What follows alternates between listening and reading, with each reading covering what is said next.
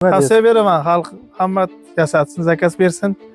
Mana Xudoga shukr, olib kelib o'rnatib berdi hammasini. Assalomu alaykum. Bitta darvozamizda Samarqand viloyati Payariq kelib o'rnatdik. Akamizni Fayzli xonadonlariga olib kelib o'rnatdik. Bir akamizdan shu darvozamiz haqida bilish muddatlari, o'zlariga yoqdimi bir qator so'raymiz. Aka, darvoza yoqdimi? Yo'qdi, rahmat. Siz hamyurtlarimizga tavsiya berasizmi? Nima deysiz? Tavsiya beraman, xalq hamma yasatsin, zakaz bersin. Mana Xudoga shukr, olib kelib o'rnatib berdi hammasini.